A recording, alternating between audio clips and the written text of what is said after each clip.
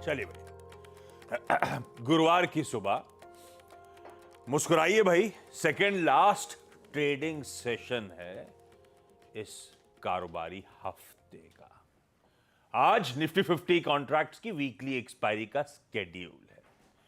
खुलते ही रिएक्ट करना है। कल शाम आए यूएस से कुछ इंपॉर्टेंट नंबर्स, खासतौर पे यूएस के इनिशियल जॉबलेस क्लेम्स, वहां पे जो लास्ट फेड बैठक हुई थी उसके मिनट्स जो रिलीज होने थे उन सब पे। आज ध्यान रखिएगा, शाम को यूएस के मार्केट्स बंद हैं। इंडिपेंडेंस डे के मौके पर आज वहां पे कामकाज नहीं होगा। आज नहीं होगा शाम को, और कल जो हुआ था वो सिर्फ हाफ डे का ट्रेड था। दोपहर 1 बजे यूएस के मार्केट्स बंद हो गए थे, तो आधे अधूरे क्यूज हमको मिले जिस पर आगे अपन लोग कर लेंगे बातचीत।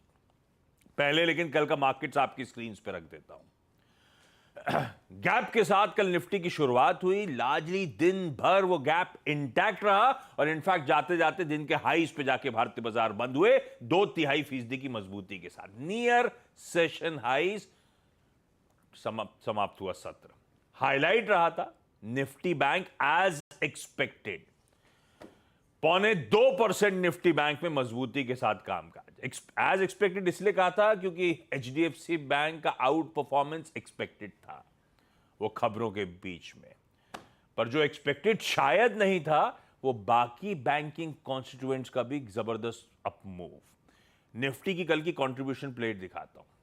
ऐसा नहीं था सिर्फ एचडीएफसी बैंक के जलवे थे, सारे के सारे banking measures, in fact even Nifty bank में लार्जली सारे कॉन्स्टिट्यूएंट्स इन ग्रीन ट्रेड करते हुए नजर आए। बढ़िया है, कोई ना कोई पॉकेट, कोई ना कोई सेक्टर, कोई ना कोई हैवीवेट आ ही जाता है बाजार की नैया पार लगाने के लिए। कल वो निफ्टी बैंक था। खैर, आज किस तरह के समीकरण है वो दिखा देता हूं। ऑलमोस्ट आधे % के गैप के साथ गिफ्ट निफ्टी शुरुआत होने के भारतीय बाजारों के इंडिकेशन दे रहा है। ये गांधीनगर से क्यूज आते हुए 100 पॉइंट मजबूती के साथ ट्रेड। ऐसे में ग्लोबल मूड मॉल सेट कर देंगे नीरज जी। वीरू बताएंगे कैसे निफ्टी बैंक में स्ट्रेटेजाइज करना है, और हर्षता समझाएंगी सारे स्टॉक्स इन न्यूज। और वीरू आपको साथ साथ इनको एयरपोर्ट नहीं भेजा क्या? वीरू जाना चाह रहे थे। हाँ, आपने रोक लिया क्या आगे स्वागत करने मुझे जाना है। ओहो, साथ में उड़ के यहाँ भी आ सकते हैं। हाँ ये कर सकते हैं।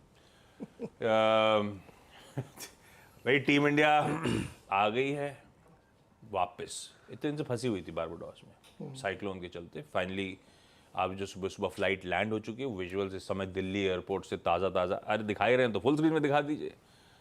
वो ताज़ा ताज़ा विजुअल्स आपको आपकी स्क्रीन पे नज़र आ रहे हैं। मैं इवेंट सेंटर पे जाऊंगा तो आज दिन का स्केड्यूल बता दूंगा। हालांकि आज उनका ब्रेकफास्ट थोड़ा लेट है क्योंकि 11 बजे पीएम मोदी के साथ ब्रेकफास्ट तो मेरे ख्याल से 2 बार ब्रेकफास्ट कर डालेंगे इसमें। एयरपोर्ट में कुछ खा लेंगे। हाँ खा लेंगे।